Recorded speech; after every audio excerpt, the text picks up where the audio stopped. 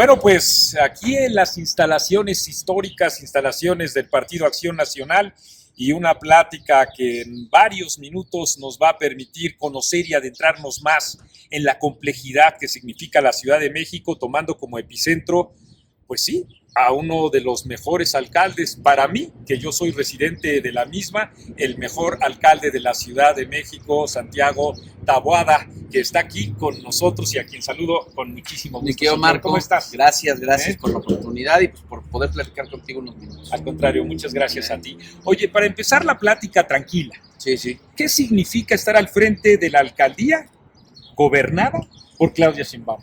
Bueno, primero decirte que esta alcaldía no solamente ha resistido los embates de Claudia, sino ha resistido los embates de Andrés Manuel. Y esta alcaldía, primero, es una alcaldía que algo que nunca nos van a arrebatar es su calidad de vida, porque ha estado bien gobernada, su seguridad, porque últimamente hemos hecho un gran esfuerzo.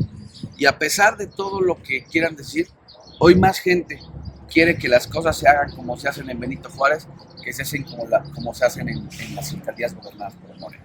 Oye, incluso en ausencia de un plan de gobierno de la propia Claudia Sheinbaum. A ver, es muy claro. Dime tú cuáles son las políticas principales y qué avances hemos tenido en movilidad, qué avances hemos tenido en seguridad pública. No lo digo yo, ahí están las encuestas. Pregúntale a la gente cómo está viviendo. O sea, el gran tema de gobernar me parece que es atender un gran problema, la calidad de vida de la gente. Hoy no hay mejor calidad de vida en la ciudad que hace 6 años. Y si eso, porque ni siquiera la han gobernado a plenitud. ¿Por qué? Porque desde hace más de 3 años ya hay un proceso de destapes de corcholatas, en lugar de pensar que la mejor propaganda es un buen gobierno. Y esta ciudad no tiene hoy ni pies ni cabeza. Y precisamente te lo digo porque hoy hay planteamientos, hay abandono, por ejemplo, al metro. Lo del metro no es una casualidad, no es un sabotaje. Lo del metro tiene que ver, por supuesto, con el abandono presupuestal. Hay cosas que probablemente puedes decir, bueno, hubo en este tema un avance, un acompañamiento, pero en el transporte público hoy todos los días son tragedias. Es decir, no solo no ha mejorado la calidad de vida, sino que en más de un sentido, y hablando del metro, que es, vamos, la estructura, las venas de la propia Ciudad de México han disminuido. Y no es la señora de las aspas la culpable de un sabotaje. No, a ver, no es un sabotaje, no es la de las aspas, no son los vagoneros, es simple y sencillamente un abandono a lo que tendría que ser, insisto, un transporte eficiente que mueve prácticamente al padrón electoral de la Ciudad de México. Si lo ponemos en números fríos, el padrón electoral de la Ciudad de México es el número de personas que se mueven todos los días en el metro. Y eso no te hace reflexionar de qué es la línea 3, es la línea 9, es la línea 1, es la línea 12. Bueno, entonces más bien hay un problema de administración, hay un problema de gobernanza en este. Oye, el enfoque relacionado, por ejemplo, con la austeridad, ¿no? Sí, bueno, lo que es, digamos, el problema es que esa lógica, ese concepto que nos quisieron vender, porque insisto, este gobierno es bueno para propaganda, para eso es bueno. Este concepto que nos quisieron vender de, no, ahora hay que ser austeros, y entonces todo el mundo decía, claro, la austeridad es la que va a resolver. No, hombre, ha sido esto un gran problema. ¿Por qué? Porque a las cosas importantes les han recortado presupuestos. Y a los temas realmente que pudieras haber hecho una modificación, un replanteamiento por lo que hemos tenido, el COVID, las crisis, la inflación, no lo has hecho porque es tu vehículo electoral. Entonces, sí, austeridad a los temas importantes. Bueno, a ver, las estancias, fíjate, ella decide seguir las políticas, la jefa de gobierno de Andrés Manuel. Y entonces, ella es muy fácil decir, como mi papá me dice que cancele. Y entonces no entiende que eso, espérame, eso no solamente hablas de los niños. Se llenan la boca hace semanas hablando de las mujeres y ahorita con el tema de la marcha y dicen que son el gobierno más feminista de la historia. En verdad son los más mentirosos de la historia. El tema de las estancias infantiles impacta a las mujeres trabajadoras, a quienes son pilar muchas veces de esas casas. ¿Por qué? Porque es un espacio seguro, a bajo costo muchas veces, en donde muchos niños se pueden quedar. Pero ¿qué hacemos? Como dice que hay corrupción, hay que acabarla. Y entonces empezamos con el gran problema de las mujeres. A ver, vamos a ver, ¿cuántos feminicidas hoy en la Ciudad de México están tras las rejas? ¿Cuántos con este gran aparato, que aparte es muy ruidoso y tienes a la empleada de la jefa de gobierno, que es la fiscal, haciendo anuncios? Bueno, ¿dónde están los casos que se solucionaron? Oye, sin considerar los ataques de Andrés Manuel a las feministas, Por supuesto. sin considerar incluso que el día de hoy hay un desplegado de profesoras, de académicas, de políticas, etcétera, rechazando la serie de embates de Andrés Manuel López Obrador en contra de la Norma ministra, Piña, ¿no? por supuesto. Bueno, pero a esa mujer nadie la sale a defender, porque es una mujer de la oligarquía, ¿no? De los conservadores. La derecha, de los Entonces, conservadores. es en verdad este asunto de ver quién dice más, en verdad, quién se rebaja más para caerle bien al presidente. Entonces tú tienes que renunciar a todas tus convicciones, que es la lógica que ellos tienen, para poder decir, el presidente me ve mejor y entonces voy a ser la corcholata favorita. Pero no solo no hay diálogo. Ella, siguiendo los dictados del presidente, lo que hace con sus adversarios es tratarlos como enemigos, insultarlos, difamarlos, en una maquinaria de propaganda. Quienes no coincidimos con ella y quienes no vamos a aplaudir, porque, a ver, yo tuve una relación muy institucional en los primeros 3 años. Te voy a decir cuándo se acabó. Se acabó cuando la mitad de la ciudad la perdió. Más de la mitad. Y el problema es que enfureció y bueno, nos dejó de recibir. Yo te digo una cosa, yo cuando acaba la elección del 21, yo me reelijo, pero yo regreso al otro día a la alcaldía. Y yo 2 veces me reuní con él. Después, 2 veces, claro, nada más. A ver, y si no se caracteriza por el diálogo. Y si no entendemos que los alcaldes son precisamente ese pivote que te permite gobernar y ese pivote que te permite solucionar. Claro. No, porque como tú eres, y aparte, como tú no me aplaudes y como tú no vas a mis eventos a gritarme presidenta, pues corto relación, llevo 3 años con el presupuesto recortado, pero no importa. A ver, ¿Se recortó el presupuesto? Por supuesto, pero porque así actúan. Piensan que uno, por un tema presupuestal, va a ir y va a decir, híjole jefa, está bien. No hay presupuesto en serio para cosas que tienen que ver con la calidad de vida de la gente. Bueno, nosotros con lo poco que nos den, vamos a bien administrar el presupuesto. Y entonces ahí están los resultados. Podrán decir lo que sea, nada más que sigo siendo la alcaldía más segura para vivir en la ciudad, en un contexto en el que hay mando único. Mira, todos dicen, no, es que este es un trabajo de la jefa de gobierno. No es un trabajo de coordinación, nada más que una cosa. Lo que hace el alcalde. ¿Por qué? Si tenemos el mismo mando único, ¿por qué los contrastes de la gente en Benito Juárez y en Iztapalapa? O en Benito Juárez. Falta. Claro. ¿Por qué? Porque la gente sí se siente más segura aquí. Porque sí hay una política pública enfocada a la seguridad. Y no a disfrazar, a que no, aquí estamos y que vamos a atender las causas de la gente. A ver, la gente quiere vivir bien. Quiere que saliendo de su casa no le bajen la cartera, no le bajen el celular. En la calle no le roben las autopartes y todas estas cosas. Y que se suba al micro y que no termine, o a la combi, y que no termine asaltado, golpeado, asaltada, golpeada. Esa es la realidad.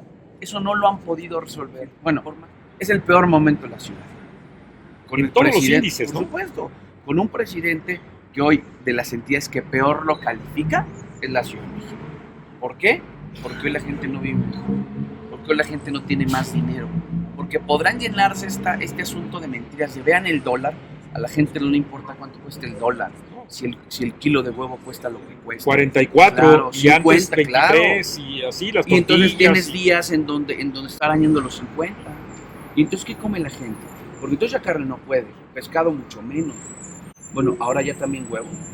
Y entonces es un tema de no, pero vamos a las situaciones del bienestar, ¿no?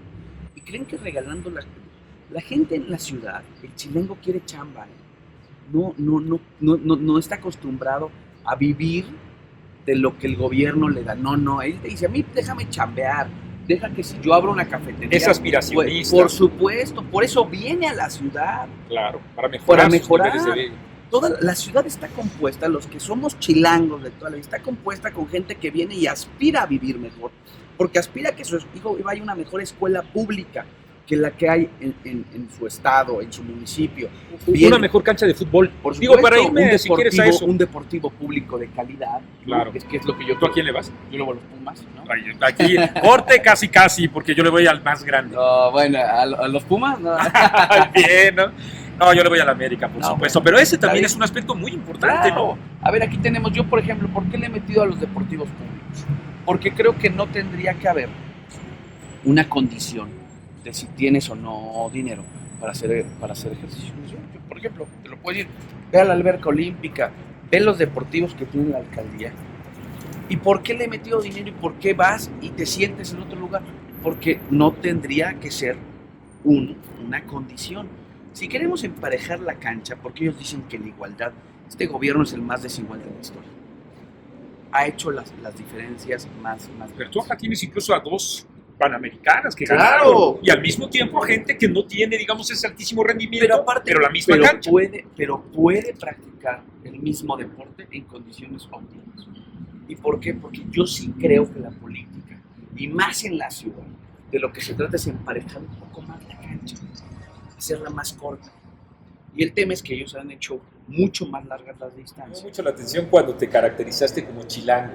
¿Por qué eres chilango? Bueno, primero porque el único lugar que he vivido y en el que he hecho toda mi vida y por el cual creo que yo soy un chilango promedio, porque soy el que se sale muy temprano de su casa y trae todo en la maleta, ¿no? No sabe si va a regresar o no, trae los tenis del fútbol, trae un cambio de ropa. ¿Juegas fútbol? Sí, traes algo para desayunar, porque, a ver, esa es la vida chilango. La vida chilango no es la vida...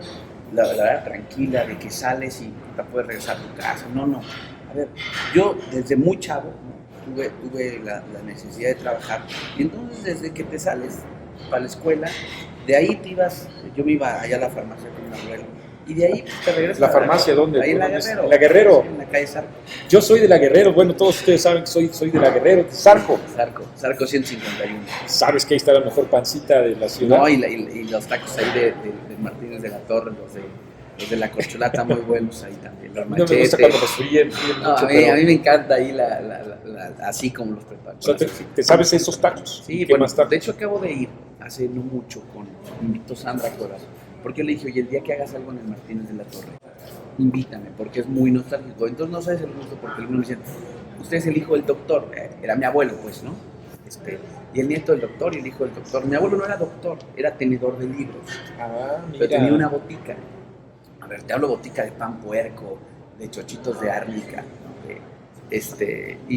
y pomada para el calambre. A ver, yo hice pomada de belladona, pomada de árnica, chochito. ¿De belladona? Sí, claro, el pan puerco para, o sea, cuando estás muy indígena. Sí, ¿cómo no? Te embarrabas y te desinflamaba. Tome nota de eso, a mí me pasa muy seguido. Sí. Todo eso te lo sabías, bien y lo preparabas, los menjurjes. Lo preparaba todo, ahí ayudaba, pues te tocaba de todo. A ver, ese era lo que digo, pues, mi abuelo me enseñó a barrer, entonces de repente yo llego y me agarra la pistola, no sabía ni cómo agarrarla. En serio. ¿Qué edad tenías? Tenía 14, 15 años. Empiezo a trabajar, pues hubo necesidades en la casa, naturalmente, pues me voy ahí a chambear con mi abuelo, después mi papá también trabaja ahí, mi hermano también ahí. Y ahí, hombre, a ver, pero era otra ciudad. Fíjate lo que te digo, para mí esas historias tienen que ver con algo que perdió la ciudad. La Guerrero es canija, pero tú podías caminar. A ver, pero no es lo que hoy, lamentablemente, muchas zonas se han perdido en manos de la delincuencia.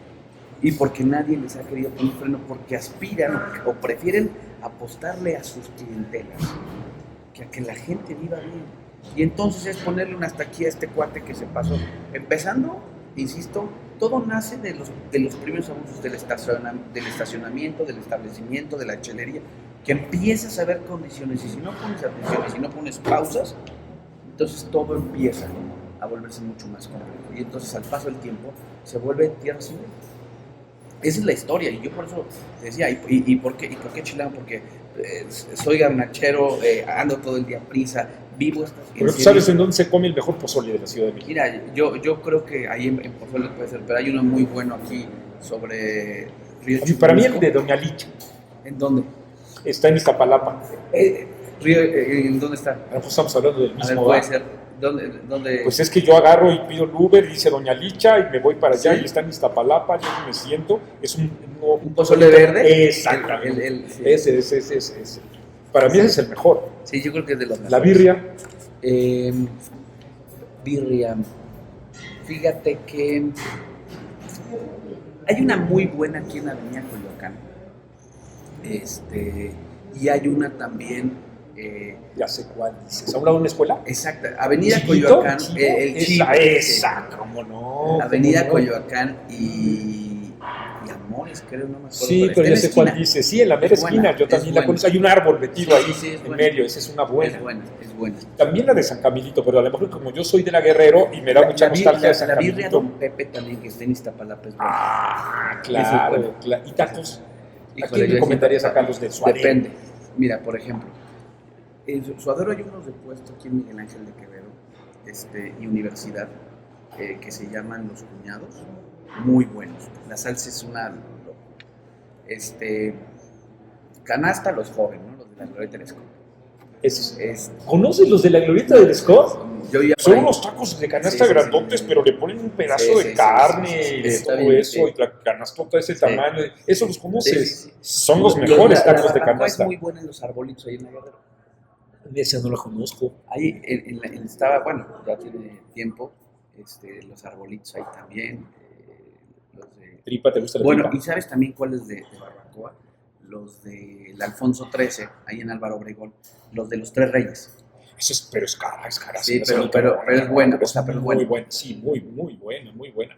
Los de tripa de Tepito a mí me gustan mucho, y los de Tepito también de doraditos, con col, y una madrecita así de carne, y nada más así la salsa y una mentada de salsa, esos también son muy buenos, con un tepache. Sí, y bueno, de pastor y de... A mí me gustan, hay unos de guisado que también están en la Roma, que son muy antiguos, el jarocho. Sí, cómo muy no, antiguos. Están en una avenida. Es ¿El eje 3? Pero iniciaron en la esquina de... Ay, te voy a decir ahorita. Debe ser ¿cuál? Manzanillo. Sí, yo te iba a decir Colima. Manzanillo. Ahí está. Por ahí, sí, cómo no. Y ahí hay todo. En la esquinita. Y ya, bueno, obviamente tienen muchos años. Son buenos. Son entonces, para ser chilango, ¿qué te falta? El albur. Ese sí. Sí te ves medio fresa. No, hombre, vas a ver. ¿Sí? En albures te convido si no me comes. Pero siéntate y sigamos platicando. No, asumo que tienes la boca llena de razón. Pongo en tu boca lo que considero es fundamental, que es el hecho de que entonces conoces la ciudad. No, a ver, yo tuve la gran oportunidad, y yo digo la gran oportunidad, también de ir en una universidad pública. A mí realmente, yo venía también de una primaria, secundaria y prepa de los hermanos manistas, aquí en la Colonia del Valle. Me parece que aparte una comunidad muy solidaria siempre muy metida en temas sociales. Me parece que es sin ser tampoco tan apretada en términos religiosos, son mucho más abiertos. Y con ellos me formé. Y la verdad es que aparte me becaron en la secundaria. La verdad es que ahí tuve oportunidad de desarrollarme los primeros 12 años. Después me fui a la UNAM. El contraste. Sí, claro. Yo soy de la UNAM también. O sea, entro a la Facultad de Derecho. No me preocupaba el tamaño. El tamaño me refiero a salones. Yo venía Pensé que seguías apuriando. No. Porque yo estaba acostumbrado a salones de 50 en la UNAM. Yo llegué a la Facultad de Derecho de 60 y tantos. Igual, claro. Es la escuela más demandada. Claro, eso realmente no lo tengo. Sino más bien los contrastes de que al lado podías tener al hijo, yo estudié Derecho en la facultad, al hijo de un ministro. Y en el lado contrario, a un joven que apoyaba Fundación UNAM, que venía de Puebla. Ese era el contraste de la UNAM. Y entonces me parece que las grandes bondades de la universidad, primero, al ser la universidad, los maestros, sobre todo la responsabilidad que tienes que asumir ahí, ¿no? Nadie te está correteando, no tienes nada, ¿no? De que, oye, pasaste, no. Si quieres venir y si quieres entrar a mi clase, aquí. Pero sobre todo creo que la gran oportunidad que tengo en la universidad es eso, es vivir los contrastes, es entender los contrastes, es entender que precisamente en esta gran pluralidad y en esta gran diversidad que es la ciudad, cabemos todos, cabemos. ¿Qué chambeabas? Exactamente a los 2 meses, bueno, yo te decía que desde los 15 chambeo, pero el tema en la facultad es que cuando llego, yo en sexto de prepa entrenaba un equipo de fútbol de primaria, así me fue una chamba padre porque, bueno, estaba la lana, y aparte me divertía porque me encanta el fútbol. Entonces seguí con el equipo, ya iba en el segundo de primaria, y entonces hay una maestra, exactamente en las primeras semanas, me dice, oye, mi esposo es notario, vete a trabajar de pasante. Entonces yo ganaba más en el equipo, pero preferí irme de pasante, claro, porque era más lo que era parte de mi carrera, ¿ya?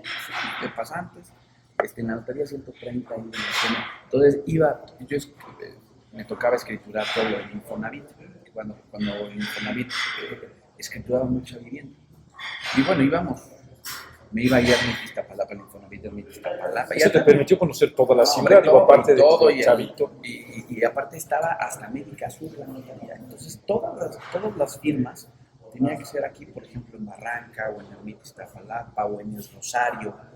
Y entonces te vas con tu protocolo, vas a firmar y luego ve a llevar papeles. Digo, a ver, yo como digo, de ver por todo, ¿no? Ve por los papeles, ve por las tortas, ve por... Claro, esa es la charla, ¿no? O sea, de barrer en una farmacia de la colonia Guerrero al gobierno de la Ciudad de México. Esa es la idea, ¿sí? Esa es la idea. Y lo estamos haciendo bien y queremos hacerlo bien. Y te voy a decir por qué. Porque la ciudad no tiene que estar condenada a que por el lugar en el que vivas tengas un mejor servicio que otros. Es decir, ¿por qué si vives en una alcaldía del Oriente tu servicio o tu atención tiene que ser tan mala? ¿Por qué? Claro. ¿Y por qué si vives de este lado sí puede haber un esfuerzo? Me parece que eso es lo más injusto. Sí, claro. Porque una clínica de Gabriel Mancera está mejor y otra clínica de Milpalta te tienes que acostar en un pedazo de cartón. Y yo lo que quiero es que la ciudad tenga más servicios y más atención como las que se tienen en Benito Juárez. Me parece que es lograr insisto, que el terreno se aplane un poquito más, se acorten las distancias. Como lo diríamos en términos futboleros, que la cancha esté más pareja, nada más. Y que entonces después tú salgas adelante por las habilidades que desarrolles. Oye, no como jefe de gobierno, ¿qué serías? ¿Portero, mediocampista, extremo derecho? No digo extremo derecho porque si no, ahí está la derecha, no liberal, no. Lateral. Tienes que ser en la Ciudad de México, tienes que ser un gran contención. Serías contención. Tiene que ser un gran contención porque lo que te toca es, al final, administrar la cancha. Hay que surtir balones, hay que robar balones, hay que abrir la cancha para que todos jueguen. Porque yo creo que en la ciudad tenemos que ser muy, muy claros de que lo que buscamos es la pluralidad y hay que repartir juego. Y la posición que reparte juego es la contención. Además tienes condición, pues tienes que 37 años. 37. Puedes ser jefe de gobierno a los casi 39 años. Te lo digo con toda franqueza, yo que fui gran amigo y soy incluso su biógrafo de Carlos Castillo Peraza, he hecho mucho de menos a esos grandes hombres de lo que actualmente es la dirigencia de Acción Nacional. ¿Hemos perdido esos referentes o son referentes distintos? Me parece que Acción Nacional ha sido un partido que como toda institución ha tenido y ha sufrido transformaciones y ha también leído el signo en los tiempos, pero también ha tenido, creo que, grandes oportunidades y creo que en el caso de los gobiernos del PAN, pues han hecho diferencia. Y creo que hoy es otro momento, hoy también nos obliga a hacer una reflexión profunda de las cosas que estamos haciendo bien y mal en el PAN. O sea, el PAN no es estático. Mira, muchos de estos referentes se fueron y el PAN se quedó. Es una institución el PAN, que ha aportado mucho a la vida democrática en México, más allá de los personajes. Los 2 presidentes de la República que tuvo renunciaron a su militancia, que después nos hemos encontrado y hemos... tejido acuerdos, como ocurre con la política. Pero lo que te quiero decir, pero el partido aquí sigue y va a seguir abonando a la vida democrática de este país, porque en eso creemos y así nacimos. Y tú decías de alguien que me inspiró mucho meterme al PAN. Sí, claro. El libro de Constructor de Instituciones que hace Carlos Castillo Peraza en una biografía de Manuel Gómez Morín es precisamente una referencia para muchos de los que entramos a Acción Nacional. ¿Y por qué entramos a Acción Nacional?